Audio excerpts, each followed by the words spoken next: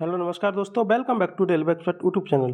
जैसा कि आपको पता है कि एनटीपीसी के एग्जाम चल रहे हैं और इससे हर एक शिफ्ट में जैसे 6 तारीख को फर्स्ट शिफ्ट, सेकंड शिफ्ट और थर्ड शिफ्ट का हम वीडियो बना चुके हैं। क्या क्या जीएस के क्वेश्चन पूछे गए थे, तो आपको जो बताने वाले हैं वो लगभग 30 क्वेश्चन पूछे जा रहे हैं। तो उसमें से लगभग 27 से 28 क्वेश्चन सेम आपको हम बताने वाले हैं कि क्या क्वेश्चन पूछे गए थे।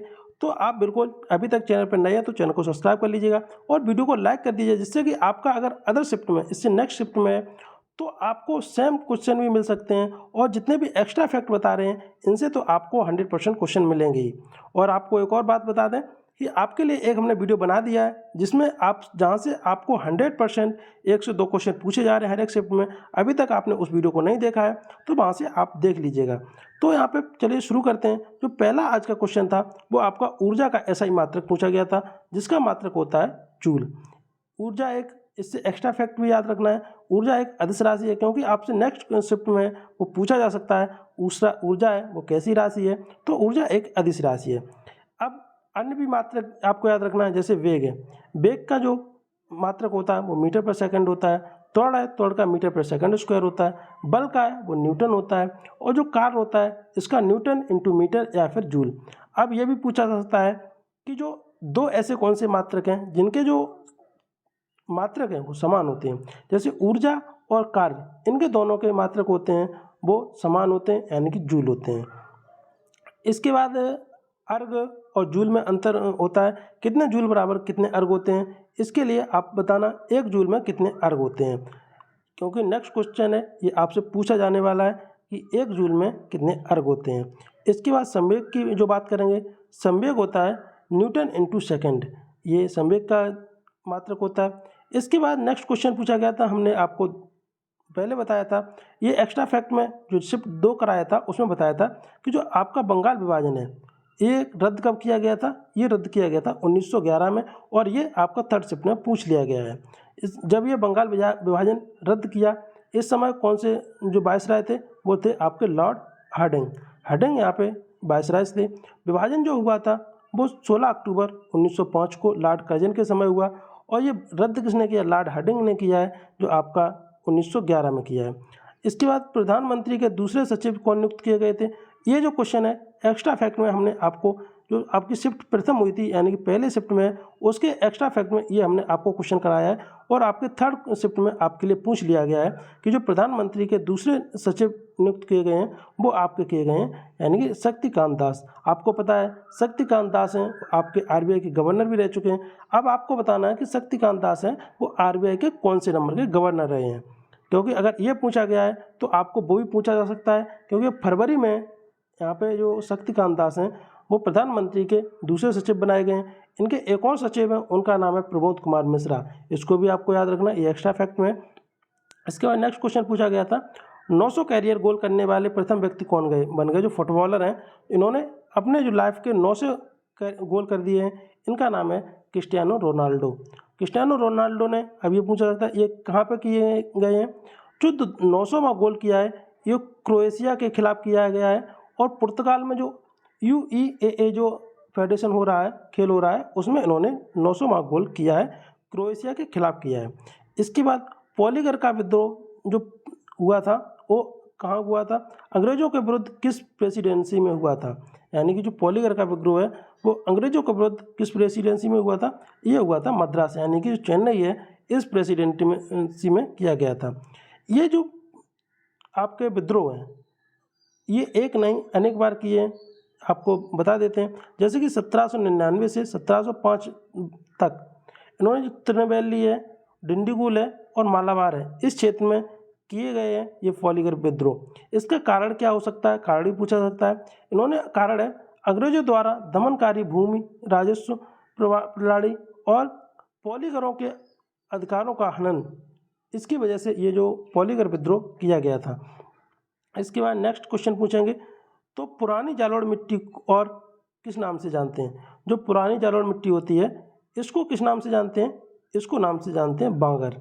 जो आपकी पुरानी जालोर मिट्टी होती है इसको बांगर से नाम से जानते हैं। तो आपको नई जालोर मिट्टी भी याद रखना है, नई जालोर मिट्टी होती है उसको खादर से जानते हैं। आपको इस ट्रक से याद कर सकते हैं, बा है वो आपका बाद में आता है, तो यानी कि पुराना हो गया। और जो खा है ये आपका वर्णमाला में पहले आता है, तो ये नया हो गया। यानी कि नई मिट्टी को खादर बोलते हैं, पुरानी मिट्टी को बागर बोलते हैं। इसके बाद एक क्वेश्चन है वो आपका कंप्यूटर से है। कंप्यूटर रिसाइकिल बिन, अगर हम किसी भी फोल्डर को या फाइल को डिलीट करते हैं तो रिसाइकिल बिन में न जाके वो डायरेक्ट डिलीट हो जाए, इसके लिए क्या दबाना पड़ता है? इसके लिए हमको दबाना पड़ता है शिफ्ट प्लस डिलीट। अगर हम केवल डिलीट दबाएंगे तो ये रिसाइकिल बिन में पहुंच जाएगा। अगर हम शिफ्ट प्लस डिलीट दबाएंगे तो ये फाइल है रिसाइकिल बिन में न जाके पूरा डिलीट हो जाएगी। इसके बाद कुछ एक्स्ट्रा फैक्ट भी याद रखना है। जैसे विंडो को लॉक करना हो, अगर विंडो लॉक करना है तो विंडो की जो की होती है +L दबाना है। इसके बाद रन कमांड होती है, रन कमांड के लिए शॉर्टकट की होती है वो विंडो +R होती है। न्यू स्लाइड अगर लेनी है, अब न्यू स्लाइड के लिए आपको हर एक में अलग अलग है तो उसको याद रखना है। जैसे न्यू स्लाइड लेनी है तो Ctrl+N दबाना है तो आपको वर्ड में न्यू फाइल आ जाएगी। एक्सेल में आपको Ctrl+N दबाएंगे तो एक्सेल में न्यू फाइल आ जाएगी। लेकिन अब पावर प्रेजेंटेशन में, अगर पावर पॉइंट में आप देखेंगे तो आपको Ctrl+M दबाना पड़ेगा, तब आपकी न्यू स्लाइड आएगी। अगर हम पूछेंगे कि वर्ड की जो फाइल होती है उसको क्या बोलते हैं, उसको हम फाइल बोलते हैं। और जो एक्सेल में फाइल होती है उसको हम फाइल नहीं बोल के बुक या वर्कबुक बोलते हैं। और जो पीपीटी में जो फाइल होती है उसको हम बोलते हैं प्रेजेंटेशन। अगर इसके बाद हम पूछा जा सकता है कि आप अगर किसी भी फाइल को सेव करते हैं तो वो किस नाम से सेव होती है, अगर उसका नाम नहीं बदला जाए तो यहाँ पे जो होती है वो फाइल नाम से होती है। ये वर्कबुक या बुक 1 या बुक 2 के नाम से होती है। प्रेजेंटेशन में आपका प्रेजेंटेशन 1 के नाम से सेव होती है, ये ऑटोमेटिक यानी कि ऑटो सेव होती है। इसके बाद झारखंड के जो अभ्यारण्य पूछा गया था, झारखंड में एक नहीं बहुत से अभ्यारण्य हैं, तो बात कर लेते हैं कि झारखंड के अभ्यारण्य कौन से हैं। आपको पता है कि झारखंड में जो राष्ट्रीय अभ्यारण्य है वो आपके बेतला है, दलमा है, हजारीबाग है, पलामू राष्ट्रीय अभ्यारण्य है। ये जो ऑप्शन दिया था वो पलामू दिया था, तो पलामू राष्ट्रीय उद्यान है। ये आप पलामू वन्यजीव अभ्यारण्य है, ये आपका करेक्ट आंसर है। इसके बाद अभिधम पिटक में कौन सा अध्ययन शामिल है? जो अभिधम पिटक है इसमें कौन सा अध्ययन शामिल है? इसमें बौद्ध धर्म के जो सिद्धांत हैं ये शामिल है, दर्शन है ये शामिल है, मनोविज्ञान है ये शामिल है, और तत्वमानसा ये शामिल है। इतने अभिधम पिटक में ये सभी अध्ययन शामिल है। अब आपको पूछा जाता है कि अभिधम जो पिटक है ये किससे संबंधित है? ये बौद्ध धर्म से संबंधित है। कितने पिटक हैं? 3 पिटक हैं। ये आपके शुद्ध पिटक है, अभिधम पिटक है, विनय पिटक है, ये 3 पिटक हैं, यानी कि ये जो बौद्ध धर्म से संबंधित ग्रंथ हैं। इसके बाद क्वेश्चन नंबर 10 है, एसिटिक एसिड का सोडियम एसीटेट यानी कि CH3COH CH3CONA में रूपांतरण होता है। ये रूपांतरण कब होता है?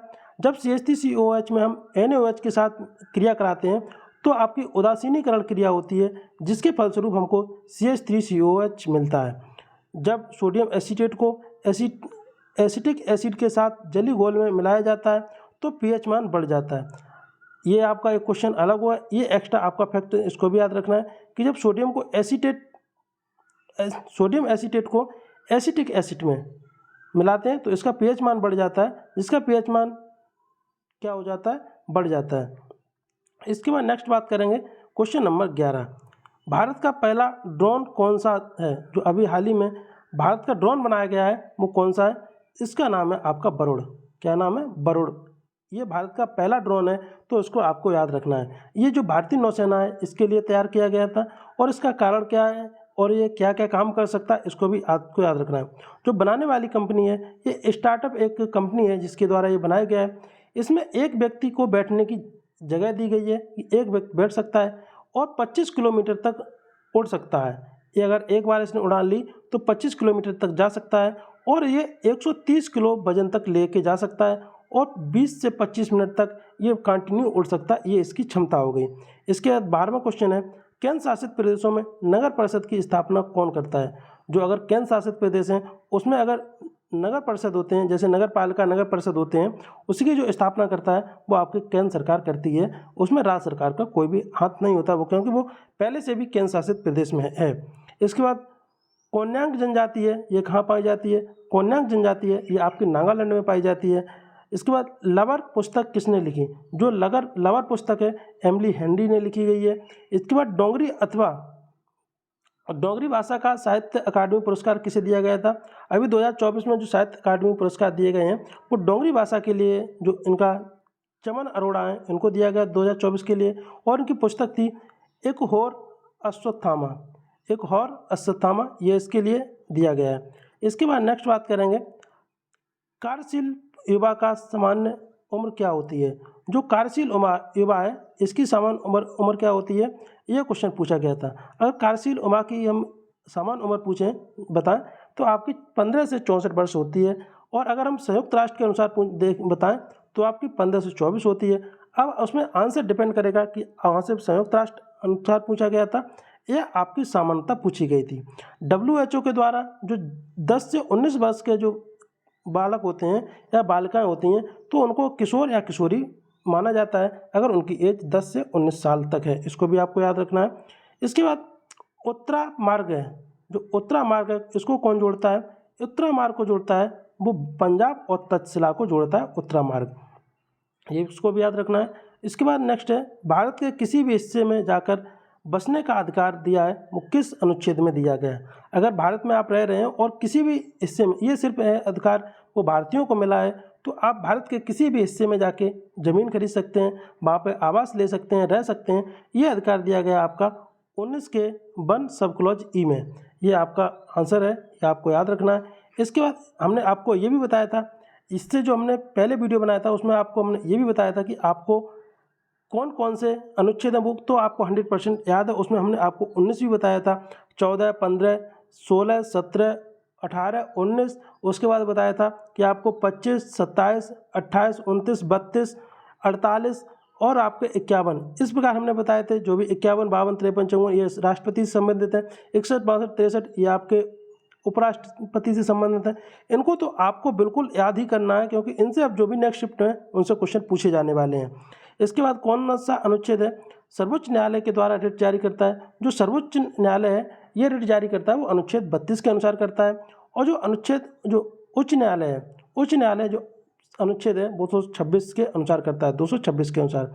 ये रिट है वो 5 प्रकार की जारी कर सकता है। दोनों है, आपका सर्वोच्च न्यायालय है, आपका उच्च न्यायालय है, दोनों आपकी 5 प्रकार की रिट जारी कर सकता है।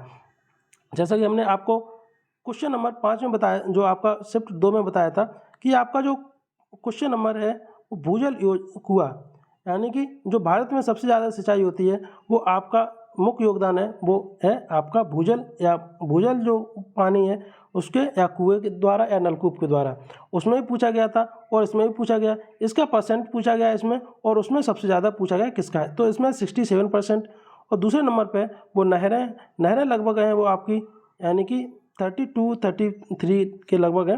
ये आपके जो नहरों के द्वारा सिंचाई होती है। इसके बाद नेक्स्ट क्वेश्चन है, पूर्वी घाट के मैदान की विशेषता क्या है। जो पूर्वी घाट हैं इसके मैदान की विशेषता क्या है। इसमें मैदान में माउंटेन्स हैं एंड एक्सटेंसिव कोस्टल प्लेन है, ये आपकी विशेषता है। इसके बाद एक जो बुक है वो पूछी गई थी, the power the leadership legacy of Narendra Modi. ये बुक है the power the legacy of the Narendra Modi. ये किसने लिखी थी, ये लिखी गई है आर बालू के द्वारा। सबसे ज़्यादा युवा बेरोजगार आयु के जो हैं भारत में, ये अभी नई रिपोर्ट आई है बेरोजगारी रिपोर्ट, उसमें पूछा गया था कि जो सबसे ज़्यादा बेरोजगार है भारत में वो किस आयु वर्ग के हैं।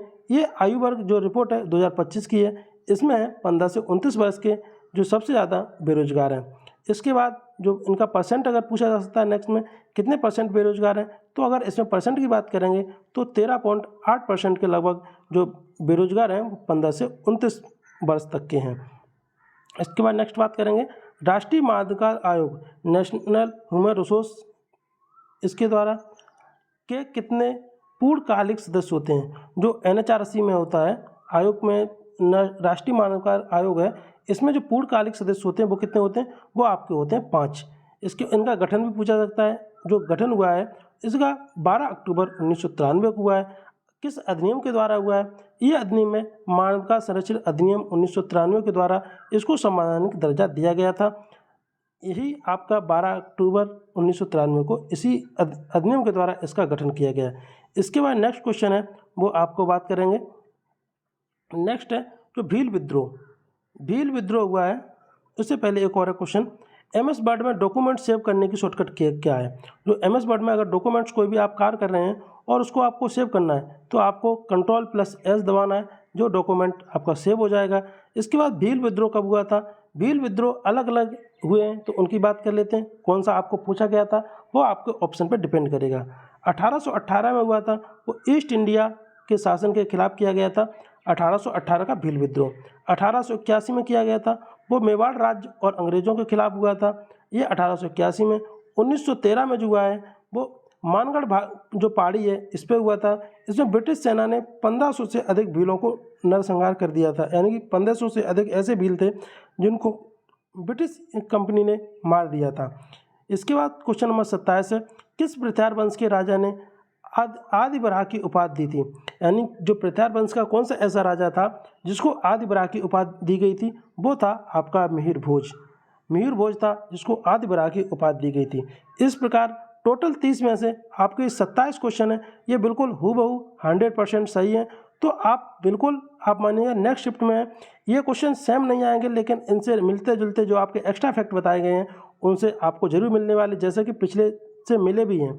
तो आप बिल्कुल आपको अभी अगर चैनल पर अभी तक नए हैं तो चैनल को सब्सक्राइब कर लीजिएगा और वीडियो कंटिन्यू देखिएगा, जिससे कि कोई भी आगे का अगर आप शिफ्ट में अगर आपका पेपर है तो आपको यहाँ से क्वेश्चन है वो 100% 1 से 2 क्वेश्चन जरूर मिलने वाले हैं। और अगर किसी भी कंपटीशन के लिए 1 से 2 क्वेश्चन है वो बहुत ही मायने रखते हैं। तो इसी के साथ इस वीडियो में यहीं तक, मिलते हैं नेक्स्ट वीडियो में नेक्स्ट अपडेट के साथ।